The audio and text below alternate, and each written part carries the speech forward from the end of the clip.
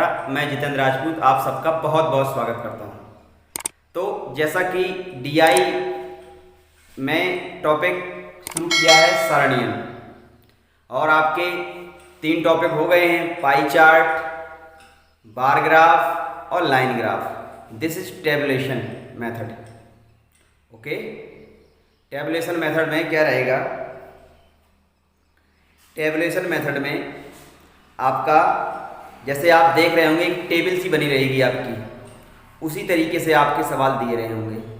Okay, तो जैसा कि टेबल का अध्ययन करते हैं, कह रहा है कि निम्नांकित तालिका में किसी देश के 4 राज्यों की विभिन्न वर्षों में जनसंख्या को प्रदर्शित किया गया है। तालिका का अध्ययन करके निम्नलिखित प्रश्नों के उत्तर दीजिए। ओके भाई, और नीचे दिया गया है, नोट करके लिया गया है कि आंकड़े करोड़ में हैं आपके, कि जैसे 1950 में ग्रामीण क्षेत्र की जनसंख्या कितनी है? 40 करोड़ ए राज्य की। कोई कहे 1950 में डी राज्य की शहरी जनसंख्या कितनी होगी, तो आप कह सकते हैं सर 33 करोड़ है।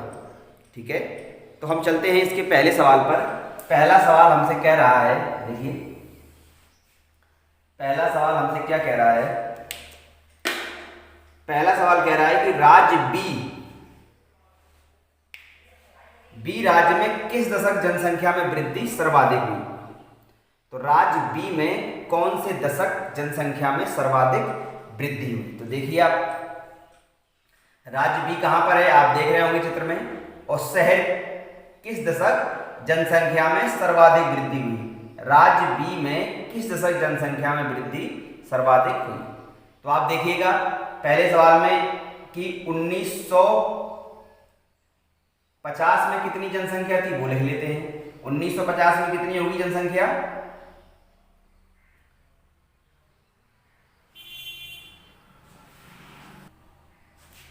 उन्नीस सौ 50 में कुल जनसंख्या कितनी थी? शहरी और ग्रामीण दोनों जोड़ देंगे, यानी कितनी थी? 98। 1960 में कितनी थी? 8 106। 1970 में कितनी थी जनसंख्या? 4 2 6 5 4 9, यानी 6 5 11, 116। 1980 में कितनी थी बी राज्य की? देख रहे होंगे चित्र में, 4 2 6 और 6 5 11, 116। 1990 में कितनी हुई? 90 में कितनी हुई? 6 2 8 8 5 6 5 11, 118। तो आप देखिए सर्वाधिक वृद्धि किस दशक में हुई? दशक का मतलब 10 साल। तो 50 और 60 यानी 10 साल का टाइम पीरियड है। यहाँ कितने की वृद्धि हुई? +8 की। यहाँ इन दोनों में कितनी की वृद्धि हुई? +10 की। इन दोनों में वृद्धि कितनी हुई? +0 की। इन दोनों में कितनी की वृद्धि हुई? +2 की। तो आप देख रहे हैं कि किस दशक सर्वाधिक जनसंख्या वृद्धि हुई? देखिए 1960 से 70 के बीच में सर्वाधिक वृद्धि हुई। तो आपका ऑप्शन नंबर क्या हो जाएगा? ऑप्शन नंबर आपका हो जाएगा बी, 1960 से 70 तक। चलते हैं दूसरे सवाल पे। दूसरा सवाल क्या कह रहा है? कह रहा है ए राज्य की शहरी क्षेत्र में किस दशक जनसंख्या में वृद्धि सर्वाधिक रही, सबसे ज्यादा परसेंटेज वृद्धि? ए राज्य के शहरी क्षेत्र में। तो ए राज्य की शहरी जनसंख्या क्या है? देखिए पहले देखिए 1950 में 44, 1960 में भी 44, फिर 1970 में 48, 1980 में 55, 1990 में 58। ठीक है, तो आपको ये बताना है कि किस वर्ष सर्वाधिक वृद्धि, वो भी परसेंटेज में रही। देखिए यहाँ तो वृद्धि 0 है, यहाँ +4 की है, यहाँ +7 की है, और यहाँ +3 की है। तो आप समझ रहे होंगे कि वैसे देखा जाए तो सर्वाधिक वृद्धि यहाँ हो रही है, लेकिन परसेंटेज निकालना है आपको।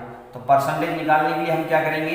देखिए ये 2 ऑप्शन हो सकते हैं, एक तो 1960 से 70 या 70 से 80, दोनों होंगे ऑप्शन हमें लगता है। हाँ, तो हम पहले इसको कर लेते हैं यार।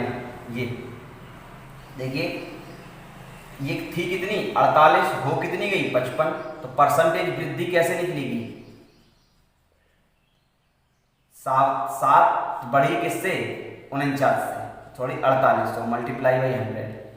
तो हम क्या करेंगे, DI में हम 48 को लगभग 49 मान लेंगे थोड़ी देर के लिए। तो क्या हो जाएगा आपका 7 क्यों भाई 7 बार कटा, तो लगभग 14 सही 2/7% की वृद्धि हुई।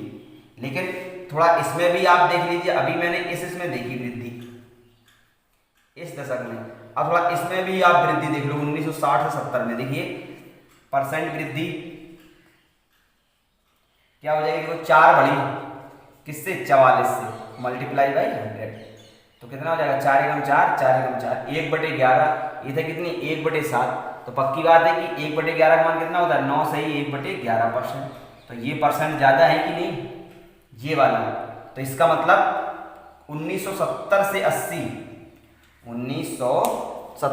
80 के दशक में सर्वाधिक जनसंख्या वृद्धि हुई। 1970 से 80 के दशक में सर्वाधिक। ओके, चलते हैं तीसरे सवाल पर।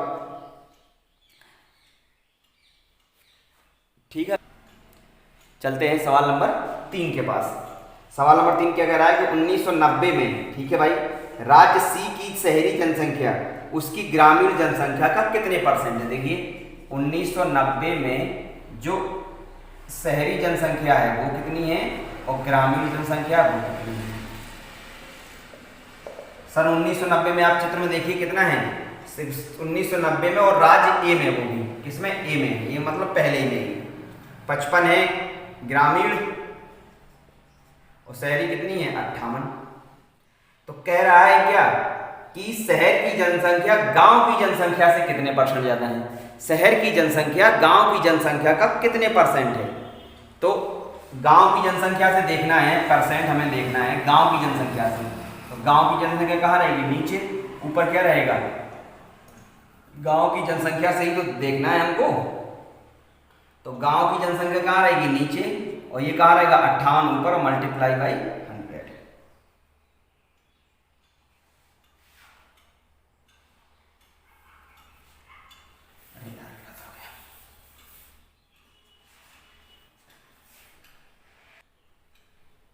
चलते हैं सवाल नंबर 3 के पास।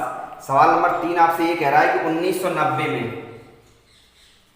सी राज्य की जनसंख्या, सी राज्य की जो शहर की जनसंख्या है वो ग्रामीण जनसंख्या की कितने परसेंट है। देखिए 1990 में सी शहर के पास चलते हैं, ग्रामीण कितनी है 70 और शहरी कितनी है 57। तो शहर की जनसंख्या को देखना है गांव की जनसंख्या से, तो जिससे हमें देखना पड़ता है वो कहाँ रहता है, वो नीचे रहता है। तो देखना किससे है हमें, परसेंटेज को देखना है हमें गांव की जनसंख्या से नीचे, ऊपर क्या रहेगा आपका 57 मल्टीप्लाई बाई 100। देखिए इसको हल करते हैं, तो 1 0 से 1 0 गया, लगभग 7×56 बचा 1 7 एकम 7, लगभग 81% के आसपास। क्यों भाई 7×56 और यहाँ से मल्टीप्लाई आएगा 10, तो कितना हो जाएगा लगभग 81%। तो 81% यानी ऑप्शन नंबर बी, लगभग में लिखा है मैंने आंसर, पूरा पूरा नहीं बताया, ध्यान रखें आप, लगभग। ओके, चलते हैं सवाल नंबर 4 के पास। कह रहा 1970 में राज्य डी की शहर की जनसंख्या उसकी ग्रामीण जनसंख्या से कितने परसेंट कम है। देखिए भाई अब सवाल नंबर 4 में कह रहा है कि 1970 में आप 1970 में शहर डी के पास चलिए, शहर डी के पास 2 तरीके की जनसंख्या, एक है ग्रामीण और एक है शहरी। देखो आप चित्र में 1970 में देखिए 70 के सामने चलिए डी के सामने शहर के, तो डी राज्य के सामने गए तो कितना है, गांव की है 63 और शहर की है 37।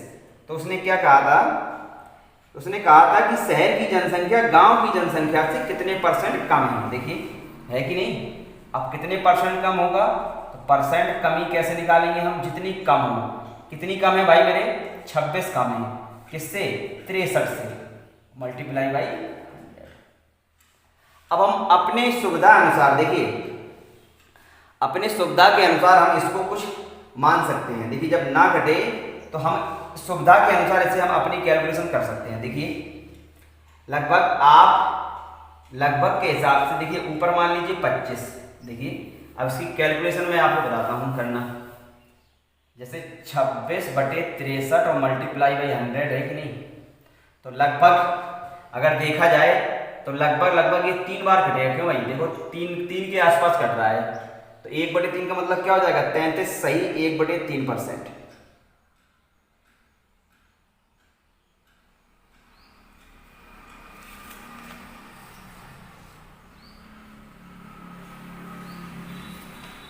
लेकिन नहीं, देखिए थोड़ा लगभग आइडिया से अगर हम, जैसे हम तो इसको ऐसे करते हैं कि जैसे ऊपर वाले को मान लेते हैं 25 और नीचे वाले को मान लेते हैं हम 60 मल्टीप्लाई बाई 100, तो लगभग देखिए 0 0 के 6 चौके 24, लगभग 40% के आसपास आएगा उत्तर।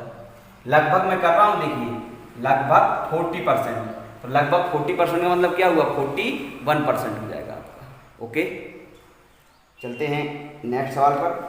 सवाल कह रहा है आपसे, अगला सवाल नंबर 5 आपसे कह रहा है कि 1960 में, देखिए 1960 में, इसको मैंने मान लिया है, माना है ये, माना 1960 में शहर की जनसंख्या कुल जनसंख्या का लगभग कितना % है।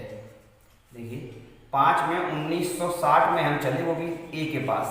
ए शहर की कुल जनसंख्या कितनी है 1960 में? ए शहर की जनसंख्या देखिए ग्रामीण और प्लस शहरी।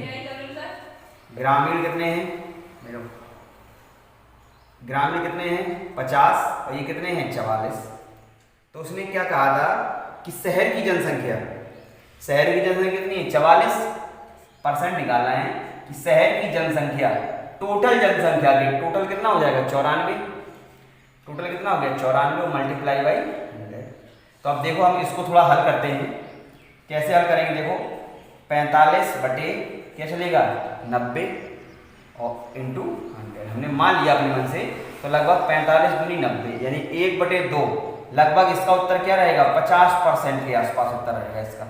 ऑप्शन में चलते हैं, तो लगभग 47%। देखिए I think option number A सही होना चाहिए, बिल्कुल सही है। लगभग इसका आंसर क्या रहेगा आपका 47%, क्योंकि हमने लगभग माना है ना, तो आंसर क्या आएगा आपका 47%। इस तरीके से हमारा टेबुलेशन के देखिए आगे आपका दिया गया है, जैसे आप देख पा रहे होंगे साइड पे सवाल क्या रहा है, निम्न सारणी का अध्ययन करिए और जिसमें 6 परीक्षार्थियों ABCDEF के एक शैक्षिक वर्ष का 6 परीक्षाओं के प्राप्तांकों को दर्शाया गया है। ओके, तदनुसार निम्न प्रश्नों का उत्तर दीजिए। ठीक, जो पहले तो अध्ययन करिए। देखिए परीक्षार्थियों के नाम है ABCDEF और इन्होंने परीक्षा दी है परीक्षा 1, परीक्षा 2, परीक्षा 3, परीक्षा 4, परीक्षा 5, परीक्षा 6, टोटल अंक प्राप्त किए हैं यहाँ। ओके,